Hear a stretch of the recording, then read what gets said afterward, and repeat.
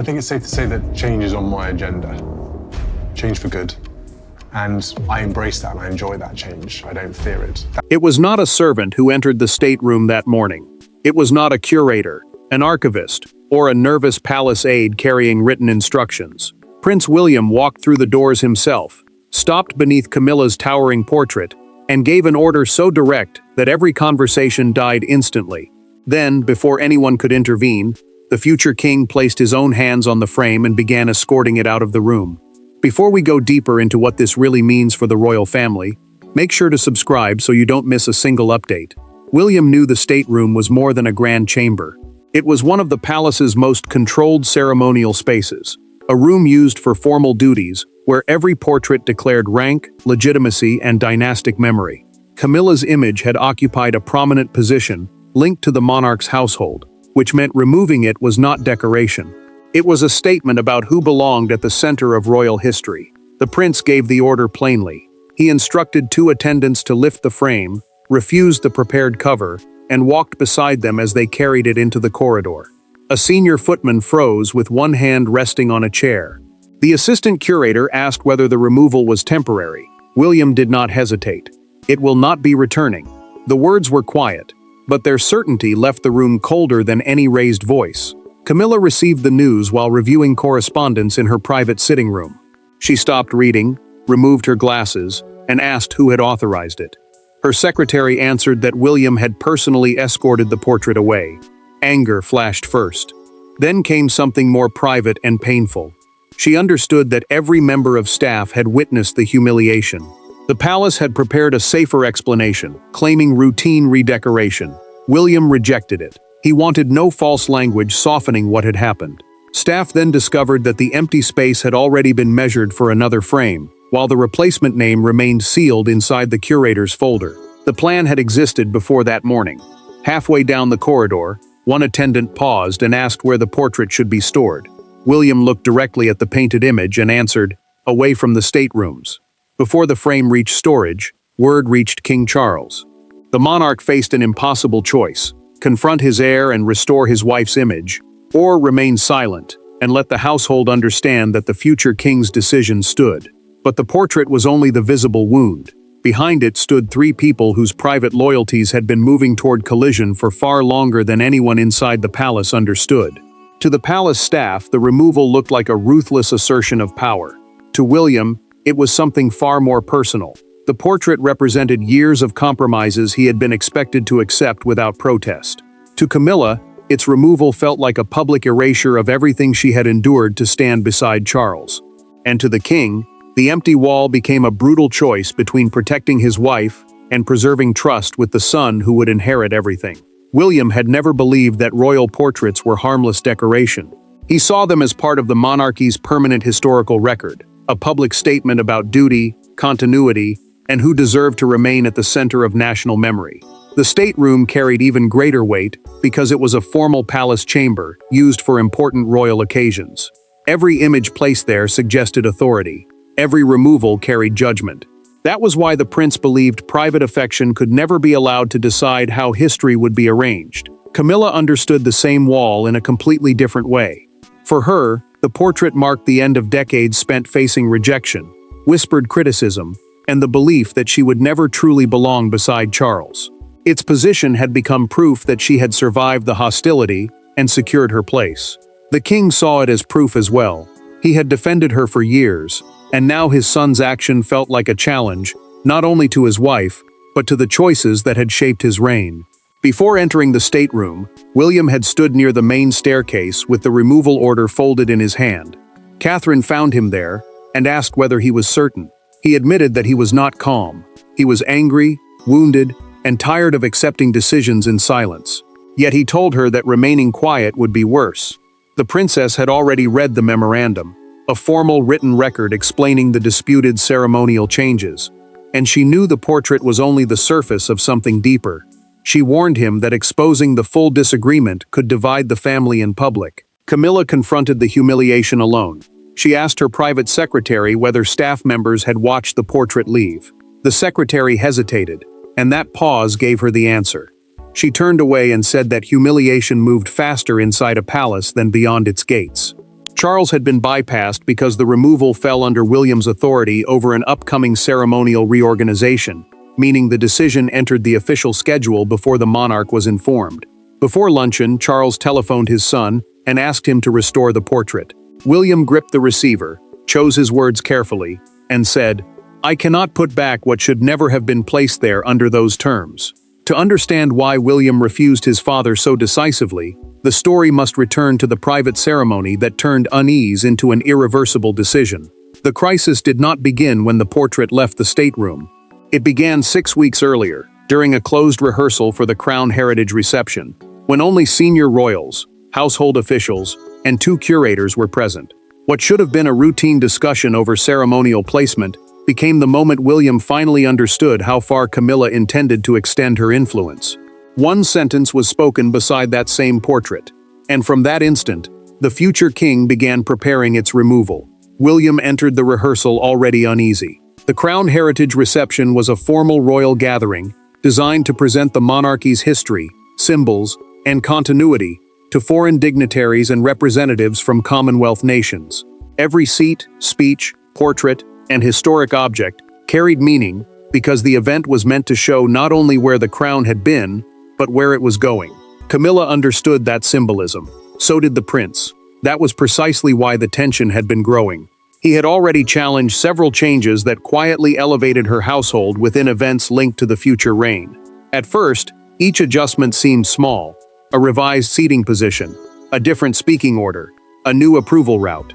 Yet William saw a pattern. Temporary authority was being turned into permanent symbolic precedence, one careful alteration at a time. Camilla saw efficiency and recognition.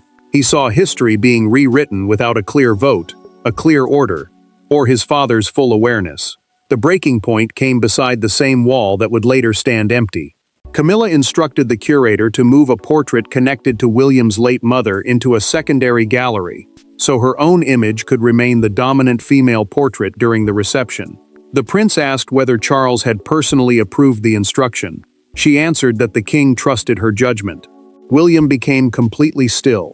He closed the ceremonial program in his hand and told her, "Trust does not grant ownership over this family's memory." Camilla held his gaze, then left the room with her aides. She believed the matter had been decided. The shaken curator believed otherwise. Moments later, he handed William a copy of a wider placement plan. It showed that her portrait was not meant to dominate for one evening, but permanently, while several historic female figures were assigned to lesser spaces. The prince then discovered that Charles had approved only a temporary reception layout. The lasting arrangement had been circulated through the queen consort's household without the monarch seeing its final form. William walked back to the wall, lifted the corner of the placement diagram, and asked, "How many people were told this was permanent?" The curator swallowed before answering. "Every department, sir." Something in the prince changed. He did not shout. He did not confront Camilla again. Instead, he asked palace lawyers and curators to define his authority over ceremonial presentation. Patience replaced anger, and that patience became far more dangerous. 6 weeks later, armed with the documents proving how the plan had expanded, William entered the stateroom ready to confront the woman who believed the matter had already been settled. Camilla did not wait for Charles to defend her.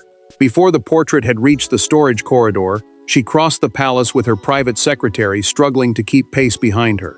She found William standing beside the empty wall, the mounting hooks still exposed.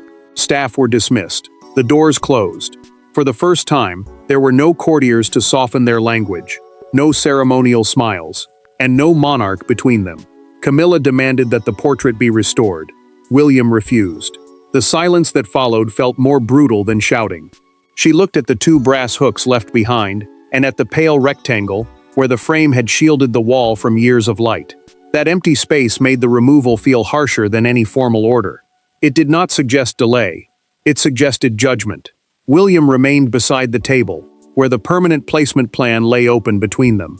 A placement plan was the official arrangement showing where royal portraits and ceremonial objects would remain during important palace events. He told her that the problem was not the existence of her portrait, but the way its temporary position had been expanded into a permanent claim through instructions his father had never fully approved. Camilla's expression hardened. She told him that he had humiliated the king's wife before the entire household, forcing servants and officials to watch her image carried away like something unwanted. The prince answered that she had attempted to reorder the family's history without consent. Neither raised a voice. That restraint made every word sharper. She accused him of hiding an old punishment inside ceremonial policy, of using documents and curators to strike at her for the pain of the past. William did not deny that the past still mattered. He said it could not be erased, softened, or rearranged simply because it remained uncomfortable. But his decision, he insisted, concerned the future and the authority she had tried to secure over it. Camilla warned that Charles would reverse the order before evening. William then revealed that the king had already received both documents, the temporary layout he had approved, and the altered permanent plan circulated afterward. The monarch would now have to confront the difference himself. Her confidence faltered, but only for a moment. William opened the curator's sealed folder and turned the replacement order toward her. The vacant position would be filled by a restored portrait of Queen Elizabeth II, the late monarch whose image represented continuity beyond any single reign. Camilla placed both palms on the table and said, "You will put it back." He did not move. "No, this wall belongs to the crown's memory, not anyone's campaign." Footsteps gathered outside. Charles had arrived. When Charles entered and saw his mother's name on the replacement order, the dispute stopped being a battle of personalities and became a test of who truly controlled the monarchy's symbols. Charles entered expecting to end the dispute with one command. Instead, he found two plans laid side by side, the temporary arrangement he had approved and the permanent version circulated afterward. His eyes moved between the signatures, the altered wording, and the empty space on the wall. Camilla waited for him to defend her. William waited for him to acknowledge what had happened. Then the king noticed the detail that changed everything. The decisive authorization carried his son's lawful signature. Charles understood at once why the order could not be dismissed as a private act of defiance. The stateroom reorganization formed part of a wider program for ceremonial stewardship, a formal system for deciding how royal spaces, symbols, and traditions should be prepared for the next reign. Months earlier, the monarch had signed a document granting William operational control over that program. The prince therefore held the authority to approve placements tied to continuity, heritage, and the future shape of the crown. Reversing him now would expose a dangerous truth. Royal decisions could be overturned whenever family pressure became uncomfortable. The king lifted the temporary plan and turned toward Camilla. He asked why a permanent version had been circulated when he had approved only an arrangement for one reception. She answered that the changes were meant to prevent confusion and protect her position during future events. Her voice remained controlled, but the confidence behind it had weakened. When Charles did not immediately order the portrait restored, her expression changed. The man who had defended her through years of scandal was now weighing her humiliation against the stability of the monarchy. William said nothing until his father asked him to enter the adjoining library. The door closed behind them. Alone, Charles admitted that the prince had acted within the authority he had been given. Yet he pleaded with his son to consider the damage already spreading through the family. Camilla would see the removal as rejection. Staff would see a transfer of power. The public, if the story escaped, would see a divided crown. The future king listened, then offered one concession. He would not release the internal documents or expose how the permanent plan had expanded. But he refused any palace statement calling the removal temporary. That condition destroyed the safest escape. Charles could protect private details, but he could not rescue his wife through a carefully worded deception. Back at the writing desk, the monarch placed a reversal order before him. He lifted his pen and held it above the page. Camilla watched from the doorway, waiting for the signature that had saved her so many times before. Slowly, Charles set the pen down without signing. She understood. William's decision would stand. The unsigned order preserved the prince's victory, but it also released a wave of consequences that reached far beyond one empty wall. By evening, the palace no longer felt like the same household. Staff who had once accepted Camilla's instructions without hesitation began requesting written confirmation. Curators reviewed every room connected to her office. Invitations were paused. Ceremonial plans were reopened. Yet the most painful consequence unfolded behind a closed bedroom door, where the queen consort sat alone with a photograph of the removed portrait resting on her desk. For the first time, she understood that the wall had changed more than the room. The fallout moved quickly because royal administration depended on trust as much as written authority. Departments began reviewing every change issued through Camilla's household, especially decisions involving portrait placement, ceremonial precedence, royal collections, and spaces linked to the future reign. Ceremonial precedence meant the formal order showing who received greater rank or prominence at royal events. What had once seemed like minor adjustments now appeared connected to a wider struggle over influence. William's office tightened control before the confusion could deepen. The prince instructed staff that no permanent change could proceed without joint approval from the monarch and the continuity program, the system responsible for protecting traditions and preparing the institution for its next reign. His order was calm, but its effect was severe. Informal requests from Camilla's team were questioned, delayed, or returned for signatures that had never previously been demanded. Camilla felt each delay as another public rejection. After dinner, she asked where her portrait had been taken. An attendant quietly explained that it now rested inside a private collection room, not in any public corridor. She dismissed everyone and locked the door. The difference mattered. A public corridor would have suggested relocation. Private storage felt like disappearance. Charles found her later without the lamps turned on. She asked whether he still believed she belonged beside him in history. The king answered yes, but his reassurance sounded personal rather than royal. He could promise love. He could no longer promise unquestioned placement. Camilla lifted a small framed photograph of the stateroom, turned it face down and said, "They did not remove canvas. They removed the proof that I had finally arrived." Charles reached for her hand, but she pulled it away. His silence carried guilt because he knew the review was expanding. Staff had discovered plaques, printed programs, and commemorative displays altered under the same disputed authority. The portrait might be only the first correction. Catherine confronted William before that review became a purge. She told him that victory without restraint could become cruelty. The princess urged him to separate unauthorized decisions from deliberate humiliation. Her warning reached him. He requested a private meeting with his father, without aides, papers, or palace language between them. The following night, father and son met without secretaries, legal folders, or prepared statements, and what passed between them transformed the meaning of William's decision. There were no advisors in the library that night, no palace lawyer waited outside, and no private secretary took notes. Charles poured 2 glasses of water but left his untouched. William stood near the fireplace, no longer speaking as an heir defending his authority, but as a son carrying years of anger he had rarely allowed himself to express. The portrait had already been removed. Now he had to tell his father why he could not bring it back. Charles agreed that the conversation would remain between them. Without staff, documents, or official titles shaping every sentence, the room felt stripped of protection. They were no longer simply the king and the future monarch. They were a father and son confronting a wound that ceremony had hidden for years. William began carefully. He said he was not trying to erase Camilla, remove her title, or deny her place beside Charles. Her marriage, service, and role in the present reign were not under attack. His objection was narrower, but deeper. He could not allow personal acceptance to become control over the monarchy's historical memory. Royal memory meant the symbols, portraits, and traditions used to show future generations how the crown understood its own past. Once changed, those symbols could outlive everyone who had ordered them. Then his restraint broke. The prince admitted that the plan to move his mother's portrait had reopened an old wound. Too many times, he said, silence had been demanded from him in the name of family peace. He had been expected to accept decisions made by others, absorb the pain, and call that loyalty. Charles did not interrupt. The king looked down at the untouched glass and acknowledged what he had avoided for years. His son had been forced to carry the consequences of adult choices long before he had any power over them.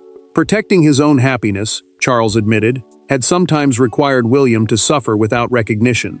The monarch finally lifted the glass, then set it down again. "I ask you to accept too much without ever calling it sacrifice," he said. William's expression softened, but his answer remained firm. "Then do not ask me to accept this." Charles offered a compromise. Camilla's portrait would not return to the dominant stateroom position. Instead, it would hang in a new gallery chronicling the modern reign, preserving her importance without displacing earlier royal women. William agreed on one condition. She must personally withdraw the permanent placement plan and allow the historic portraits to return to their original positions. That condition changed everything. Charles could not make the concession for her. Camilla now had to choose between dignity through compromise and a struggle she could no longer control. The father and son had found a path forward, but peace still depended on the woman whose portrait had become the symbol of everything the family could no longer avoid. The palace hoped the removal could remain an internal matter until the replacement portrait was installed. That hope ended at sunrise, when a newspaper published a photograph of William walking beside Camilla's uncovered portrait through the palace corridor. The image was stark, undeniable, and instantly historic. By breakfast, broadcasters were calling it a transfer of symbolic authority. By noon, crowds had gathered outside Buckingham Palace, staring toward windows that revealed nothing, while debating what the empty wall meant. The photograph ended every attempt at secrecy because it showed more than a frame being moved.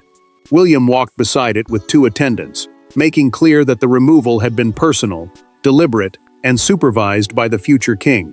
Palace officials issued a narrow statement confirming that the stateroom display had been revised as part of a heritage review, a formal examination of how royal history and ceremonial objects should be presented.